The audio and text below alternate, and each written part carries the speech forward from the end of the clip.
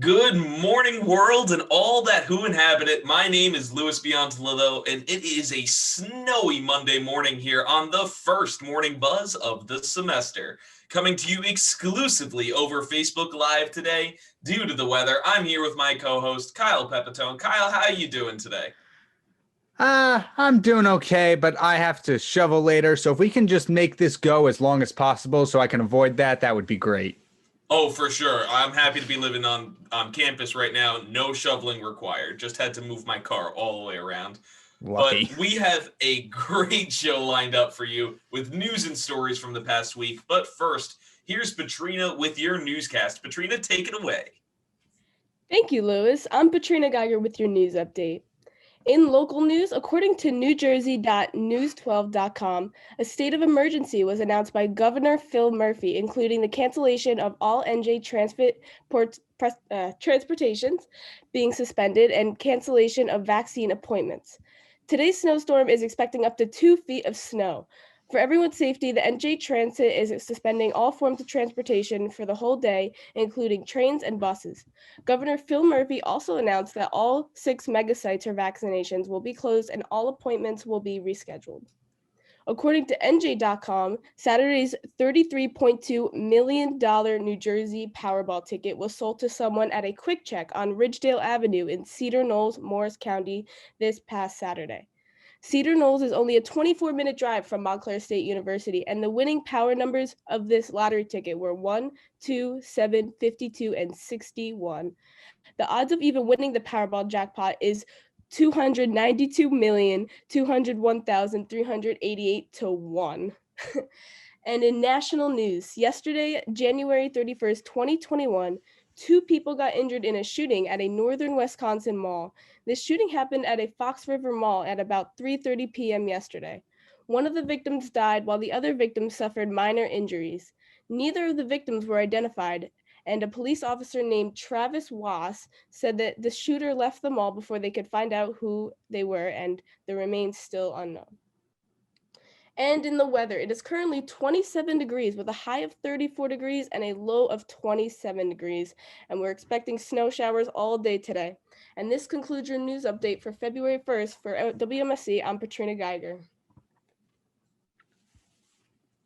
Thank you, Patrina. And now we can move on to our 2-minute warning with Matt. Hello, everyone. I'm Matt Prochet, and welcome to the Sports Report for Monday, February 1st. Let's get into the sports news. Over the weekend, we saw a blockbuster trade of 2 former first overall picks in the NFL.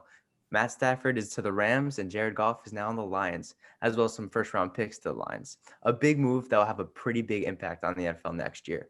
This time next week, we'll be talking about what happened in the Super Bowl as the Kansas City Chiefs traveled to Tampa Bay, where they faced the Bucs, which is the first time in NFL history where a team has home field advantage in the Super Bowl. Tom Brady against Patrick Mahomes, a matchup that is set to be a battle for the ages.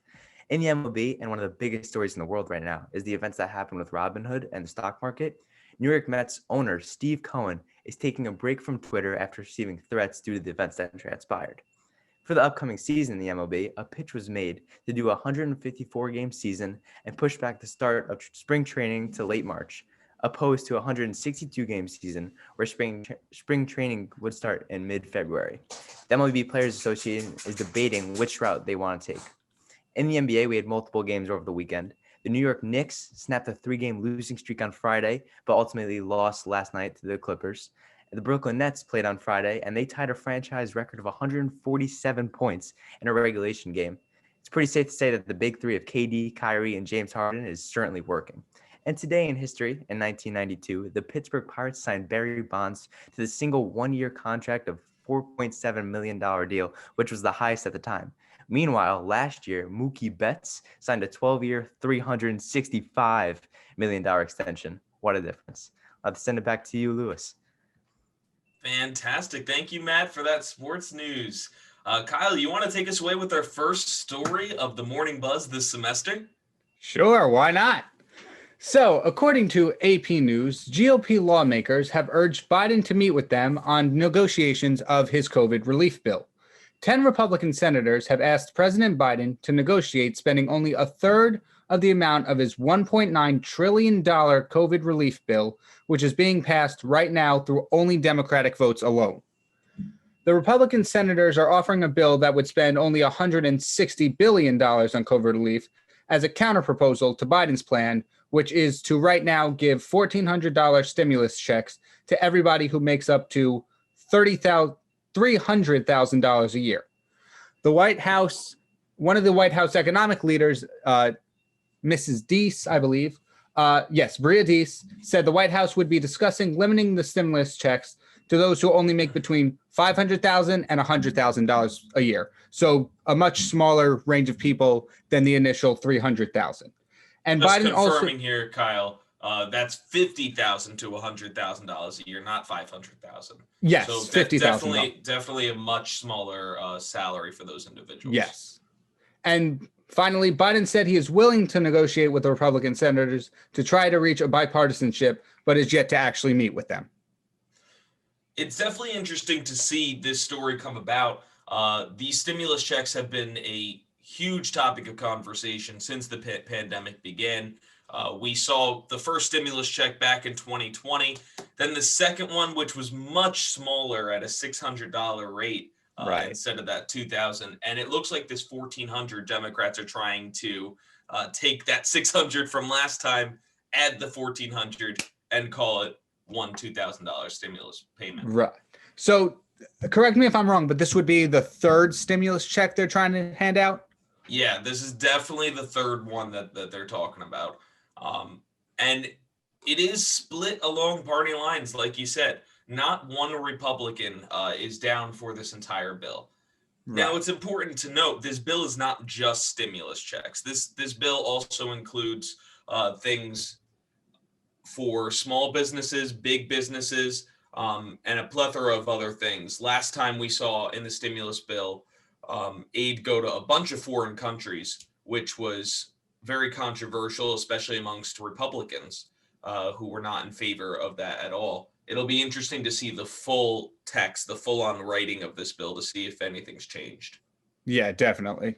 Because I know like a whole thing, like going back to that $600 one, like a whole thing was where the country that's, according to statistics, suffering the most from this pandemic, why is so much money going to other countries when the people right here in our country are still suffering just as much, maybe if not worse, than all the other countries who are. Because if you look at the stats, like it seems like a lot of countries are kind of slowly getting out of this, just like a bit quicker than we are. Yeah, for sure. You look at countries like Australia, for example, that's pretty much completely in the clear at this point. Granted, that country has a totally different geographical location. They're all by themselves. They're an island, a continent by themselves. But you also look at areas in China, and they're pretty much back to normal. Some countries in Europe are seeing some bright spots in the way ahead. But here in the U.S., we're still in the midst of this pandemic for sure. It's interesting to note the change in conversation with these stimulus checks, though. Right. At the beginning of the pandemic, you had Democrats saying, well, we really need these stimulus checks to allow the economy to continue, whereas many Republicans said, no, we don't want to give those free handouts. Right. It looks like public opinion has certainly changed over stimulus checks. And Republicans aren't even arguing whether we need stimulus checks anymore. They're mostly arguing, for the most part, where that money is going and who it's going to and who needs it the most. Right. So if you would have asked me a year ago if we would have been having this conversation, I would have said, no way. The Republicans just don't want the stimulus checks. But we're definitely seeing something different than we have before. Yeah, that's very true. So we'll have to see what happens with those stimulus checks. We're expected to see something come of these within late February, early March. If anything does come with this, there will be, I'm sure, changes to this bill before it's voted on. But we will see if President Biden can work along with Republicans to make this happen. Yeah, because right now, like I said before, it is possible this can be pushed through just on Democratic votes alone, but the Republicans are trying to get like some negotiation to see if the entire Senate can vote to, agree on this. Obviously, not every senator is going to agree on this, but they're trying to reach a more majority vote than just one-sided party. Right. They're definitely looking for a more bipartisan vote. Yeah. That was key in President Biden's inauguration speech. That unity that we're looking for after the January 6th attack on the Capitol. Um, President Biden's looking to bring together not the extremists on both sides, but those everyday people, and that's what he spoke about in that speech. So we'll have to see if he can actually get it done, or if it was all talk.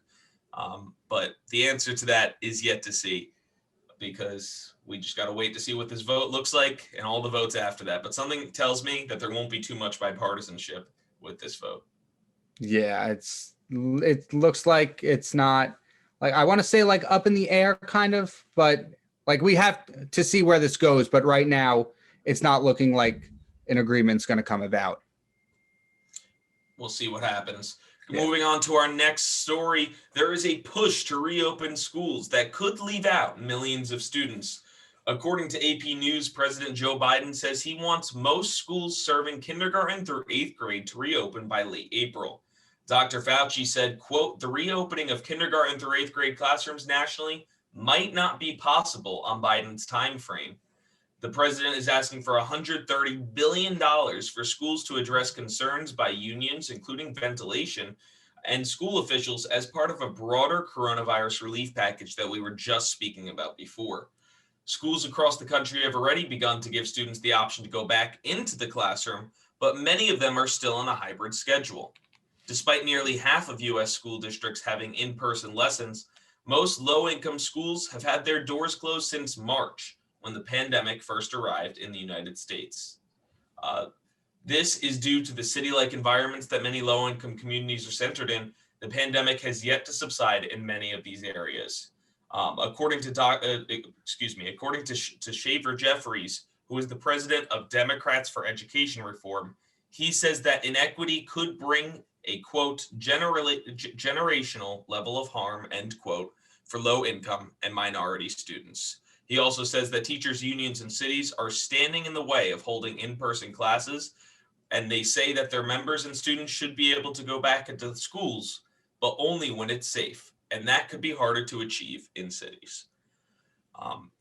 What do you think about all this, Kyle? President Biden wants students back in school. The teachers' unions, especially in lower income areas, are saying it's not safe quite yet. What balance are we looking for right now?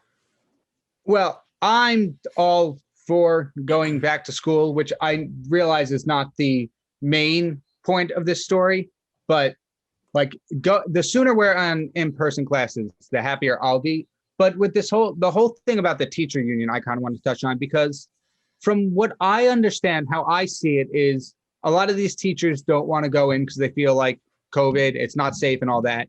But you have to ask them, are these teachers that are refusing to go to in-person classes, but at the same time, maybe ordering stuff from Amazon or ordering stuff out to eat, stuff where people have to go into places to work just so they can benefit from it? I don't know if I made what I'm trying to say clear, but basically what you're saying is these people who are teaching and these teachers unions are also using services where other people have to go into similar situations that they're fearful of. Is that what you're saying? right.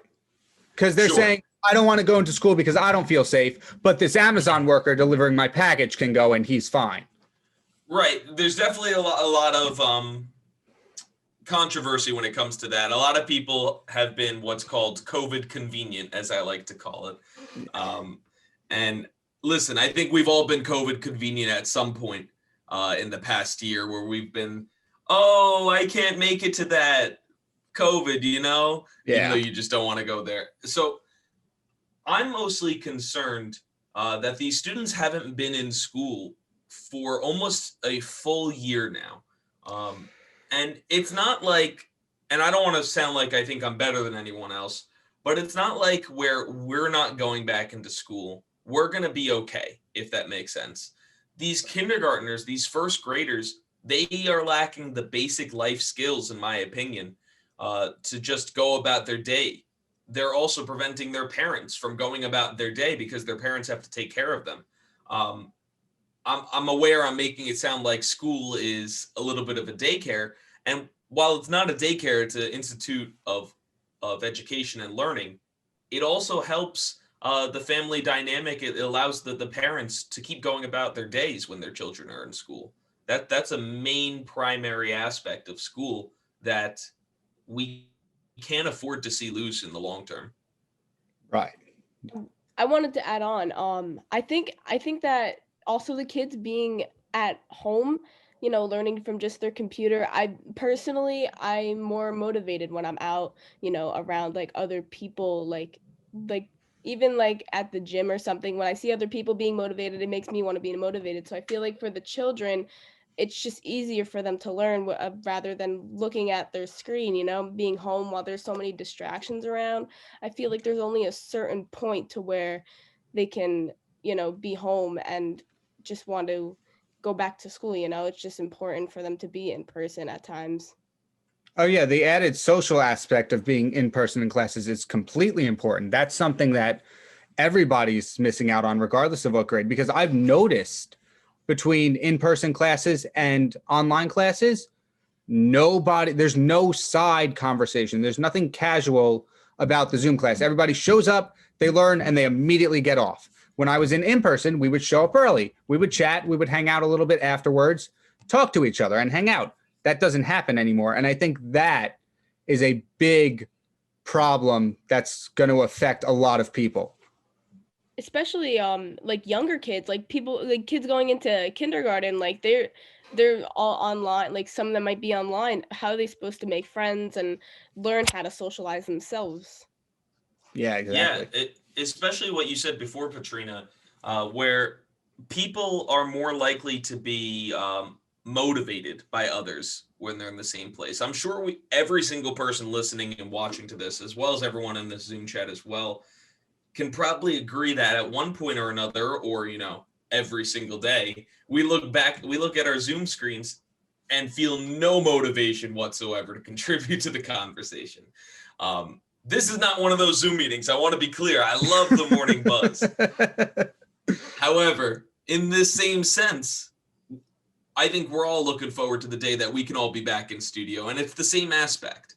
It's that social aspect that we can, if we have disagreements, we can, yell at each other. And Kyle, you and me would be punching each other in the face all show. I don't know about that. I miss you, Kyle. No.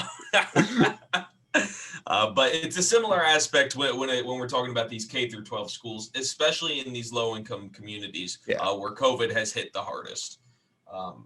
So we'll have to see what happens when it comes to this.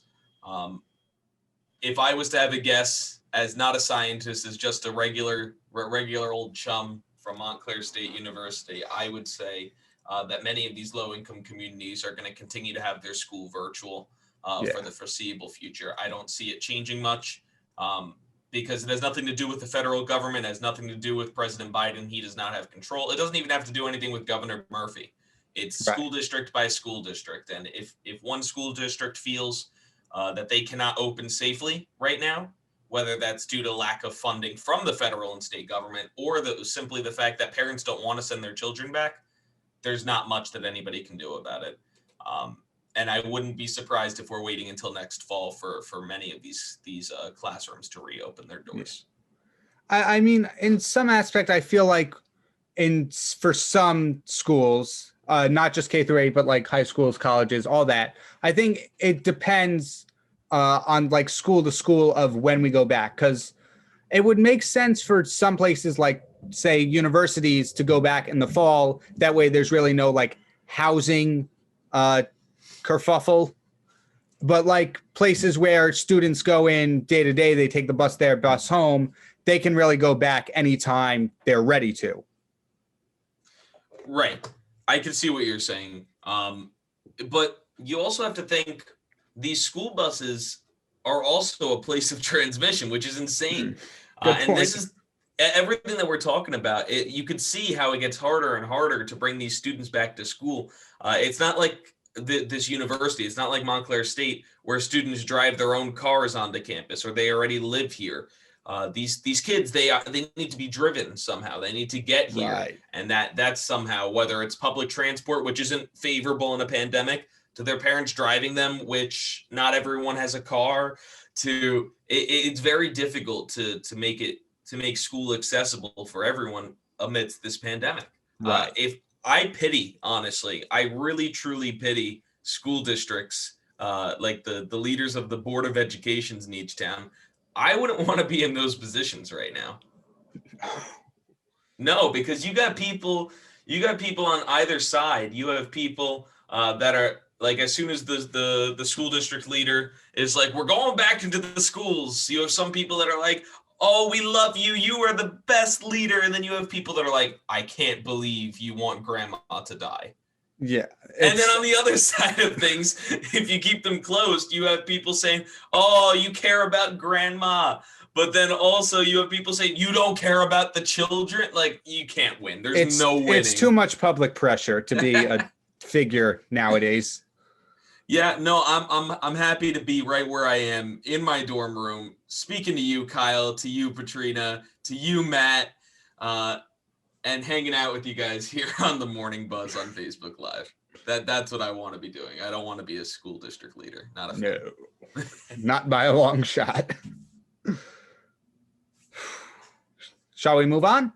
I think we shall. All right. In light, not light, but in recent, because of this major snowstorm, a commercial vehicle travel ban has been ordered, according to NJ.com. Here's what it means. Due to the snowstorm, commercial vehicles have been banned from certain New Jersey highways. Vehicles such as motorcycles, passenger vehicles, pulling trailers, tractor trailers, among others.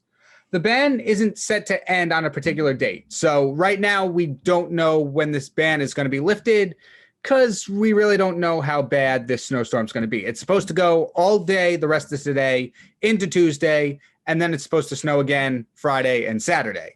So a lot is up in the air at this point. We're supposed to get about, like, what'd you say, Patrina, like 2 feet maybe? Almost, yeah, around about 2 feet. Yeah, so a lot is up in the air, but some of the highways that have been restricted are I-76 from the Walt Whitman Bridge to the Pennsylvania to NJ Route 42, I-78 from the Pennsylvania border to I-95, I-80 from Pennsylvania border to I-95, and NJ Route 440, among other ones. This restriction does not apply to the NJ Turnpike, the Garden State Parkway, or the Atlantic City Expressway, and certain groups are exempt from this ban, such as law enforcement, healthcare workers, and reporters. And the last thing that this ban mentions is that people are advised to wait out the storm, no matter where it is. The governor said, stay home is probably your safest bet. And if you can, don't pull over on the shoulder and wait it out in the nearest truck stop. Yeah, all of this is true. I can't tell. Well, actually, we're not on the radio, so we can do whatever we want. Stay home. I can tell you to stay home. We're not actually live on air. No FCC to come after me. Just Mark Zuckerberg himself. Stay home for this. This sounds all too familiar. We should be good at this by now. It should be super duper easy to stay home for 2 days straight.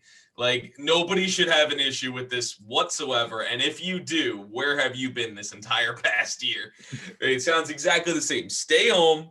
Don't go to big gatherings where it could be dangerous. And law enforcement and public health officials are allowed to move about freely.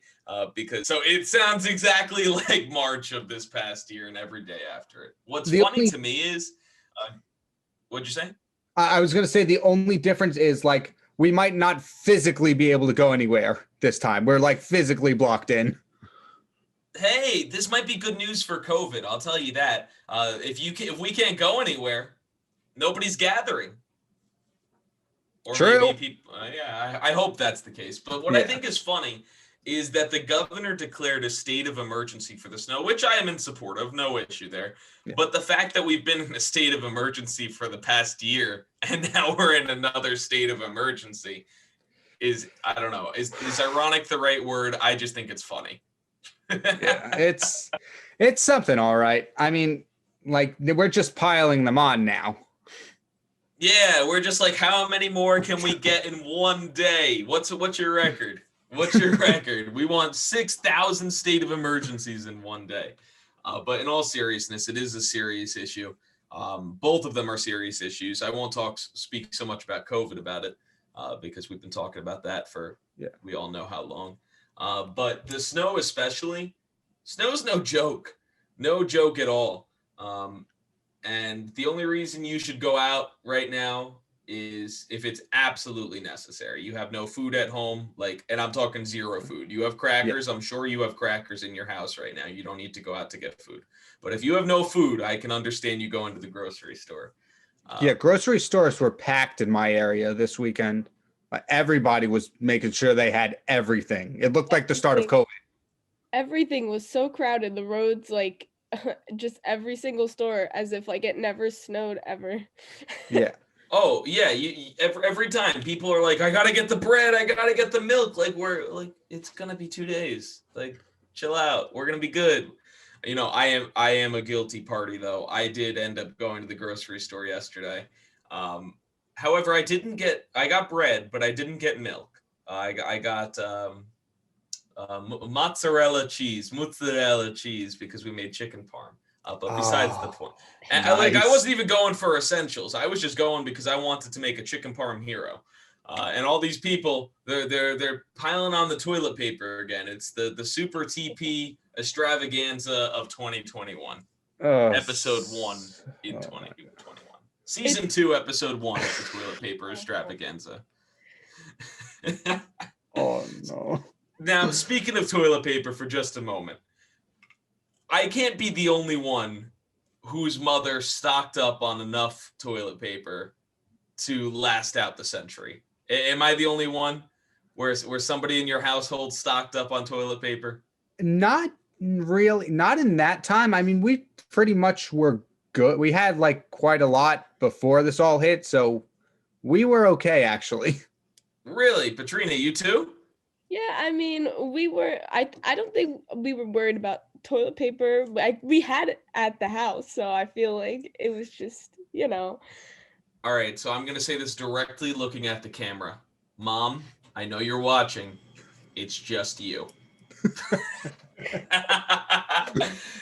Anyway, my mom's usually not like that, but she did jump on the toilet paper craze. She was very concerned.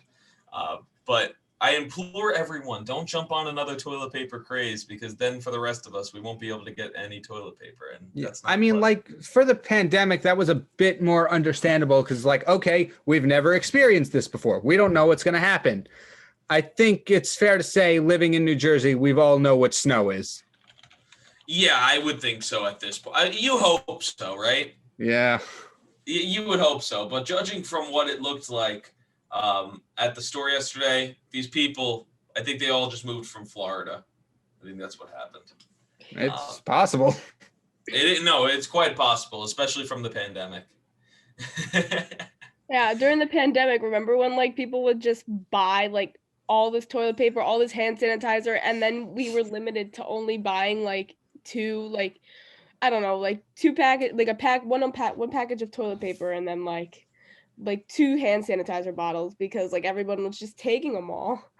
Yeah, it was all the good stuff, especially Lysol wipes. It's still like that with Lysol wipes. Oh yeah, and the spray. Yeah, I have 5 more wipes in my Lysol container, and I don't want to use them. It's like a coveted item at this point. But anyway, the snow not only affected everywhere, but it's also affecting Montclair State University as a whole. All administrative offices today are being worked on remotely. So if you need any help from administrative work from the university today, your best option is to email or to call. The offices themselves will not be open. Pretend it's beginning of pandemic days. And speaking of the pandemic on campus, moving on to our Montclair State University news segment here on the Monday Morning Buzz. Every single week, if you're not aware, the university publishes its COVID-19 numbers on campus from its campus community. This week, in the week ending on January 28th, so last week, We did see 2 additional students test positive for COVID, which is down from 7 in the previous week. And that's all down from the highest point of 32 in 1 week, and that came on the week of November 19th. Obviously, it's important to note there's plenty less people on campus at this specific moment in time, especially last week because people were just starting to move in on campus. So we'll see if that number increases in the weeks to follow as more students and faculty members enter the campus. It is important to note for residential students who are just making their way onto the campus right now, if you are living here on campus this semester, you are required to get a negative COVID test and also required to get your flu vaccine, not the COVID vaccine, the flu vaccine. They're not requiring a COVID vaccine quite yet, but I wouldn't be surprised if in the future that was a thing. And if you are on campus any day this semester until they tell us to stop, remember to do your daily Hawk check every day, which is our COVID tracking symptom Google form thingy that we have to do every day. And for some reason, Siri wanted to talk to me after I said Google form. So I don't know. That's what happened on my computer. But anyway, so besides COVID, there's a lot more news on campus right now. First of all, let's talk about the one last thing with the snow and the snow in the university. If you do have a car on campus, you have to move it into one of the 3 parking garages on campus. If you have any parking pass, Red Hawk Deck and Car Park DM are both free to use with your parking pass, as well as New Jersey Transit is not being offered for free. However, it is still being offered. You have to move it into one of those 3 parking garages in order to not get plowed in and possibly even towed, which I think is funny. That's a little despicable if you ask me to tow somebody for a snow issue. But anyway, so we got 1 week left until the start of the semester. Kyle, are you excited? I don't know anymore. Okay, explain. So I know I'm online. The art department said all classes were going to be online since November, maybe. I still think they called it a little early, but I know I will be right here 5 days a week for several hours. So granted, I do have my entire setup here now, so I'm happy about that. But I'm not going anywhere, so it's up in the air. So just to be clear, when you say you have your whole setup here, you mean in your room in your house? In my house, yes. All right, at your home residential place. Patrina, what about you? Are you sticking home this semester? Yeah, I'm comfortable being home, and all my classes are online, so I'll be here as well. So you're chilling with it. You're vibing. You think you're good for this semester? Yeah, I think it's a good idea to be home like right now as like what I'm comfortable with. So yeah, until I'm ready to go back, you know. Totally fair points. And there's a lot of residential students that would probably say the same right now, that they'd rather be home. However, and this is a big piece of news that I'm about to allege here. Res Life on campus is not allowing most students to get out of their housing contract for the spring. If you lived here in the fall, it is very difficult to get out of your housing contract. So many people are paying to live here on campus that don't even want to be here right now. What's even more fun for residential students is this semester, just like the end of last, we are not permitted to leave campus at all without the explicit written permission of a community director here on campus. And they will only be providing waivers if you have to go to the grocery store, for example, to seek medical attention or to go work a off-campus job. Anything else as of right now is not being allowed. And one new policy for residential students, one last one, is there will be 0 guests allowed in the residential dorms at this time. No guests whatsoever, even if you live in the same building. No going back and forth between each other. It remains to be seen if people are following those rules or if it's too difficult for Montclair to enforce. Kyle, what do you think about all those rules? I said one rule after another, and your face went from grim to grimmer. Yeah. I mean, the whole guess thing, if I'm going to make a prediction, I don't think that's going to be followed as much as they would like it to, especially people in like the same dorm building, which you said that nobody can visit anyone even in the same building.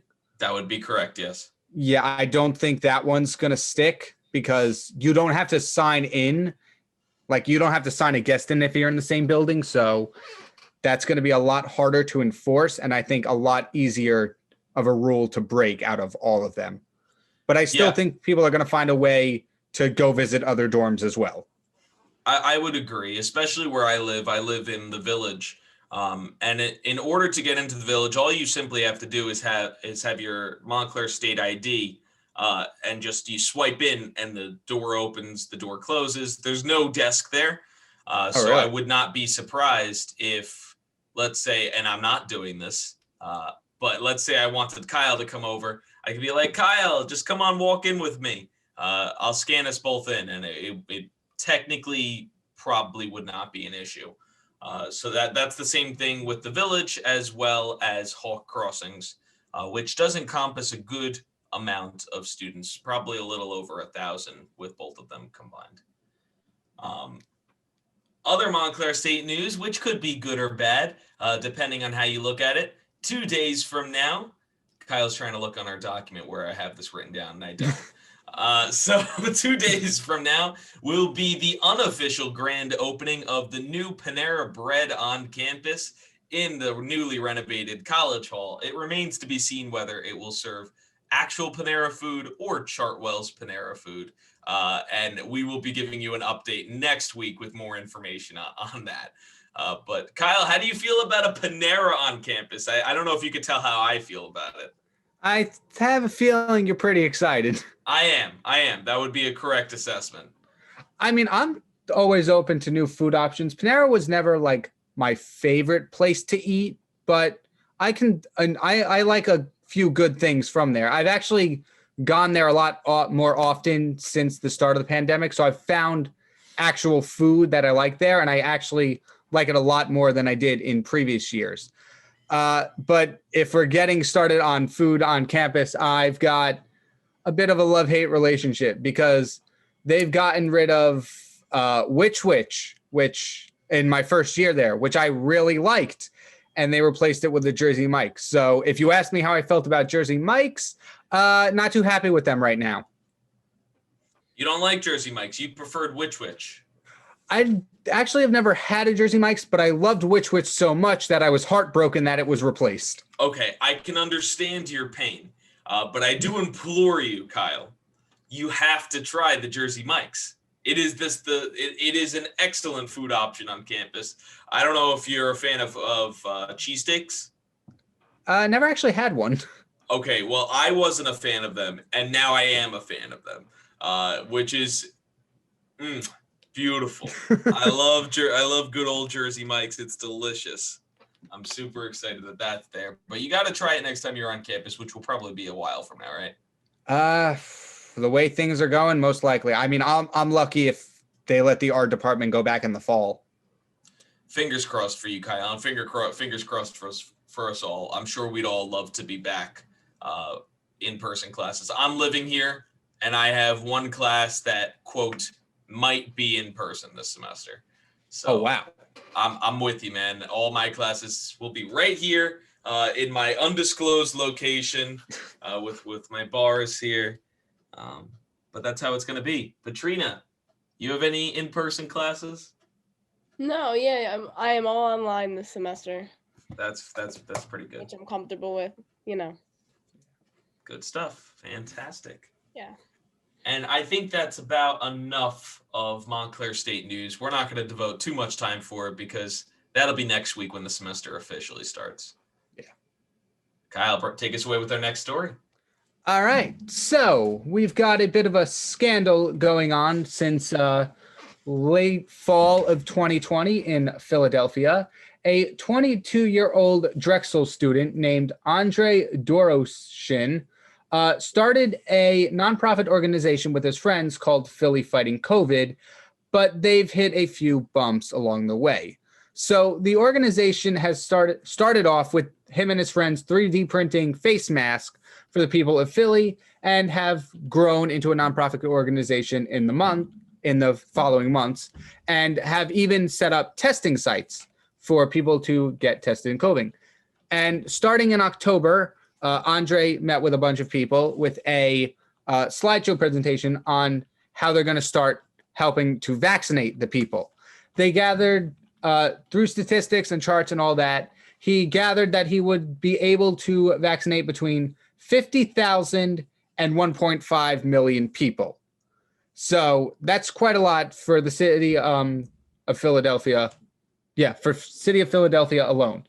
And by January 9th, Philly Fighting COVID had the unofficial support of the city of Philadelphia. They haven't signed any contracts or anything saying these people are the ones that are going to be mainly passing out the vaccines, but they were given an area to do it, and they were given an allotment of the city's vaccines.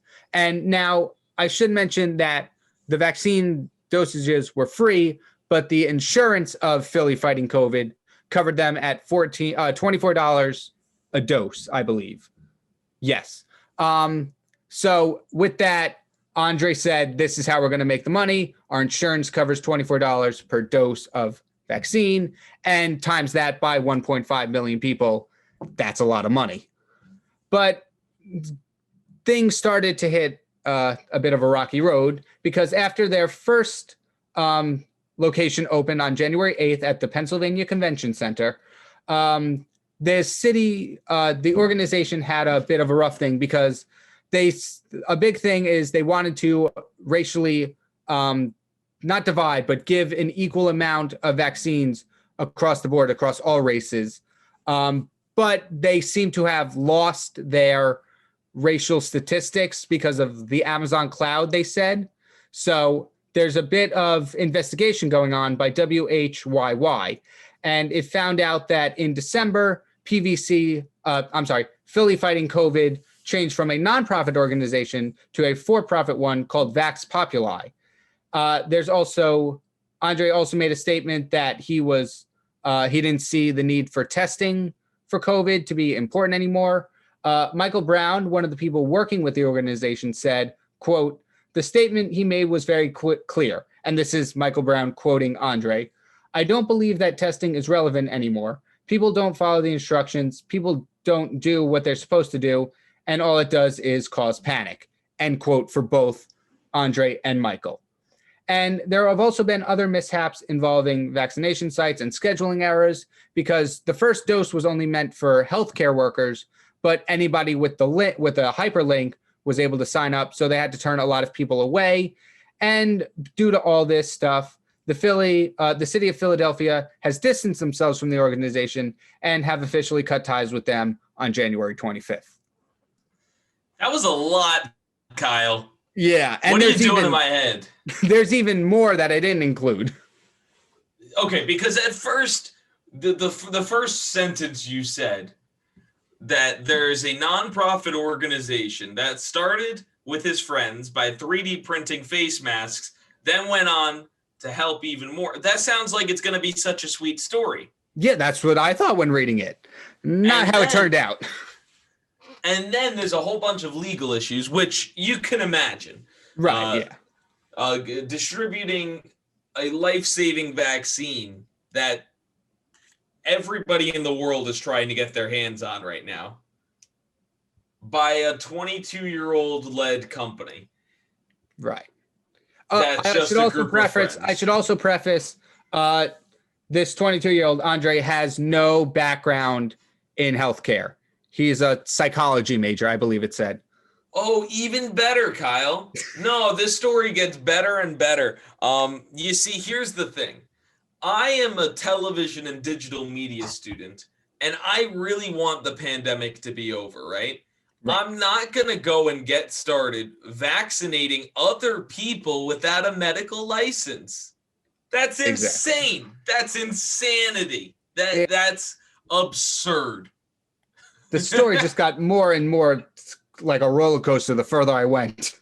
Yeah, it gets worse. You're talking about they had the unofficial support from the city of Philadelphia's public health department, and the first issue I'm seeing here is that there were no formal contracts signed, so it was unofficial support, which means that you could be screwed at any point during this whole fiasco. So that's number one. Number two is what we said before, that this guy is not even a healthcare professional, that he's just some therapist or aspiring therapist, which is an honorable profession, don't get me wrong. And he thinks he could just go injecting people in the arms with a substance that most people, that like half the country still doesn't believe works. And he's going to go around doing this. It seems more counterproductive than good. It seemed like he had good intentions, but I think like he had good intentions to start off, but once like money started becoming a thing and helping people, I think stuff kind of got, I don't want to say like corrupted, but like the goal changed somewhere along the lines. This seems like a Seth Rogen movie. That's the best way that I can say it. And again, my personal assistant on my computer wants to talk to me. But anyway, it seems like a Seth Rogen movie where they get a little too in over their heads. Yeah. And then things just fall apart. Like at first they're like trying to do like, okay, yeah, we're doing a nice thing. And then it turns into a little bit evil. And then like the entire world hates you. And then a week later, college radio stations across the country are bashing you on their Facebook Live productions of their morning shows. And that's the end of that movie right here. And I don't even know what to say about it. I didn't even get into the part where somebody saw him take a few vaccines from the site and take them home to what he said he only vaccinated his girlfriend with. But that's only his statement. So I'm sorry, say that one more time. He took life-saving vaccine doses away from the original place. So he had, like I said, there were scheduling errors. So they had to turn a couple of people away. But in the same day, he said, call anybody you know, because we're going to have extras. And then on that same day, somebody from WHYY, I believe, said he saw him take a few with the records home. So I can't even describe it. I'm just baffled. Patrina seems amused throughout this entire story. We're just talking back and forth. Patrina's like laughing in the background. What are you thinking here? I just think it's just so much to think about. It's crazy how people like the way their minds think amaze me. Honestly. Yeah. Oh my. I don't even know. Like, how do you have the audacity to just get up one day and be like, yeah, I'm going to distribute the vaccine to this many people, but then also not follow any legal rules, but also not be a health professional, but also steal some vaccines from the original site, and then almost lose a bunch of vaccines and have to call a bunch of people to just randomly get the vaccine, even though there's millions of healthcare workers that still don't have access to it. Yeah. I mean, I was reading this article and was like, okay, this guy's pretty admirable. I like what he's doing. He started something with his friends to help. And I'm getting further and further. And I'm like, oh my goodness. Oh, Kyle, you got that's like, well, what's the word? You got tricked. I'm trying to think of the other word. You got bamboozled. You got gaslighted. That's what you got. At the beginning, they were like, "Oh, such a sweet person," and then the more you read into him, the not so sweet person he became. Psych. But anyway, I think that's enough about crazy psycho person. That's fair. Giving out vaccines with a crazy psycho person with good intentions, giving out vaccines. I'll give him that. At least, yeah. I do truly hope that he had good intentions. But I can't really speculate on that. But let's talk about something more fun. What do you think, Kyle? I'm all for it. All right. So today is a beautiful snowy day. I don't know if you consider it beautiful, but to me, I'm looking out my window. It looks pretty right now. So we're going to talk about some safe family activities for those snow days in your life out there. There's plenty of things to do. We're going to get a lot of snow. We don't recommend you go out in the snow today while it's still snowing. Maybe this will be a fun thing to do tomorrow, but nonetheless, there's plenty of fun things you could do, like, the traditional make a snowman. Kyle, when was the last time you made a snowman? This is sad. I don't know if ever. That is the saddest thing. Go out and make a snowman, Kyle. I don't know if we could be friends anymore. You don't make snowmen? I do, but I just can't remember the last time I did. I think it might have been before I moved to my current house, which might have been like somewhere 13, 14 years ago, at the least. Yeah, exactly. And so besides snowmen, you could also do things like making some s'mores. You can, and I like this one, solve a fictional murder. For families with older children, you can spice up the traditional family game night with murder mystery game. Get into the spirit of the whodunit with costumes and accessories, character backstories, and food or decorations to match the storyline. So there's a ton of fun things. And if you just look up on Google what to do on a snow day, you could find tons of fun things. But to end our show, because we are approaching the end, we have our weekly segment here. Kyle, are you excited about this weekly segment we're about to have? I'm pretty excited for our segment called Hot Topics or Hot Takes, whichever one you want to, whichever one won't get us into legal trouble. Yeah, whatever one, exactly. Emma, are you there for us right now? I am. Good morning, guys. Good morning. How you doing? Pretty good. Definitely a little tired, but, doing good. I'm excited. I'm glad you're here, but could you explain to me, pretend like I wasn't in the meeting before this. What are we doing here? What is hot topics here? All right. So these are just some things that caught my attention like this past week, whether that's like pop culture, like sports, anything like that. So yeah, I can get started if you guys are ready. Sounds like a plan. All right, so to start off this segment, I really want to talk about Amanda Gorman. And for those of you that don't know, Gorman recited her poem titled The Hill We Climb at President Joe Biden's inauguration just a few weeks ago. Gorman is 22 years old, making her the youngest inaugural poet in U.S. history. She's also been named National Youth Poet Laureate, and she's the first to receive this title. Just this past week, it was announced that she would recite The Hill We Climb during the big game this weekend, and this is the first time that a poem will ever be recited at this event. Now, Gorman has, personally, she's completely captivated me. I loved her poem, of course. I'm sure you all heard it. But it was the interviews that I watched afterwards that really inspired me. So Gorman apparently struggled with a speech impediment when she was younger. And just within the past few years, she's like really conquered it, which I think is amazing because we all heard her speak and it just she speaks way better than I do, clearly, and better than anyone else I know. So I just think that that's like really inspiring, especially for kids, like young kids struggling now. Because she's 22, she struggled with that back when she was in high school. So it really hasn't been that long and she did it. So good for her. I also really like the topics that she covers. I think it's really important to talk about those things right now. I think it was great that just 2 weeks after a terrorist group raided the Capitol, she stood on those steps and said the words that she said. So yeah, I just think it's some bit of good news that we can all focus on right now in the middle of a snowstorm and a pandemic and all that stuff. So yeah, I didn't know any of that. That makes that story that much better. Mm-hmm. It really does, because that's a success story to begin with, and now to hear that she even had a speech impediment, that's insane to me, because she definitely, like you said, speaks better than any of us here.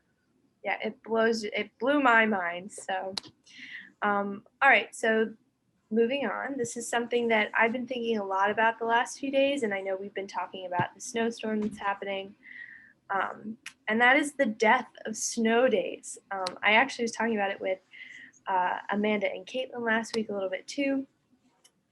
So obviously we're in a state of emergency. New Jersey and Montclair, as you guys said, is doing everything remotely today, and we haven't started classes yet. But if we were starting classes, it would probably be a snow day if it was a year ago, and we weren't, so dependent on Zoom and everything, and we knew how that all worked. And I know that colleges were kind of working towards eliminating like snow days and inclement weather related delays and stuff like that by using things like Zoom. But that's not the case for like high school students and middle school students and all that. And I actually have a sister who's a senior in high school. She's right in the other room over here.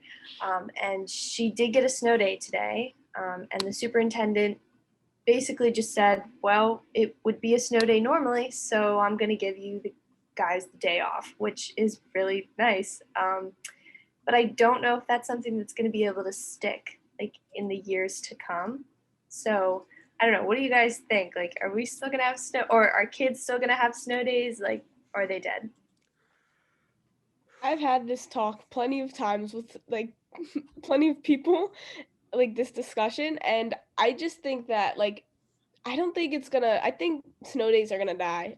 As sad as it sounds, like I think it's just gonna happen with the technology that we have. It's never gonna like be like that anymore, like the excitement of like being home and like going like, but I just think it's not gonna people are just gonna want them to be home. So I mean some school districts may want them to like, have the day off. But I don't think in this case, I don't think all schools are gonna be like that. Yeah, I do think I haven't heard any other schools just giving kids the day off because it normally would be a snow day. So yeah, I think I agree with you. I think this is just, my sister's getting kind of lucky with the superintendent that she has. But yeah. So my home school district is actually calling a snow day. Okay. Today was supposed to be the first day back for them. Actually, they were trying to do a hybrid format for the 4,000th time at this point, and it kept getting moved back and moved back and moved back. And today, the powers that be made it snow today. And so they found that ironic, and they were like, you know what, give the kids a day, give the kids a snow day. So I hope more districts take that initiative. I think snow days are done for people our age. I think colleges will not be providing them, but it's always fun for everyone in this chat, except for Kyle, who apparently has never made a snowman before, to love a snow day, It's true. It definitely brings out that childlike happiness, at least for me. I know some people just hate it, but I like it. So. I mean, I went to a private school for high school, and me and Amanda went to the same school, so she knows what I'm talking about. But they gave us laptops from freshman to senior year. So I don't think I've had an actual snow day day off in like 5-6 years. That's a tongue twister. Snow day. Yeah. Say that again. Snow day off. Okay. Anyway, Emma, I know you have one more hot topic here. Oh, so well, I just want to get to those. Yeah, I just wanted to give a shout out to Harry Styles. It's his birthday today. Yeah, that's basically it. There was more, but we're to the end. So just happy birthday, Harry Styles. Happy birthday, Harry Styles. I love it. And this has been a very productive and very fun, if I do say so myself, first episode of not only the Monday Morning Buzz, but the whole Morning Buzz here at 90.3 WMSC Upper Montclair's Facebook page. The Morning Buzz airs every single weekday morning, Monday through Friday from 8 to 9 a.m. with different hosts, contributors, and stories each and every day of the week. And there's a lot of fun that's going to be happening this semester. Our producers and our hosts have a lot planned for everyone. And hopefully after this snow, maybe not tomorrow, but maybe the next day, we can actually be on air. And we look forward to being back to the airwaves of 90.3 WMSC Upper Montclair. For everyone here, I've been Louis Biontalillo. I am Kyle Pepitone. I'm Katrina Geiger. And I'm Emma Coughlin. And we hope you have a fantastic week. Stay safe out there. Enjoy the snow day if you have it. And we will see you all real soon. Bye, everyone.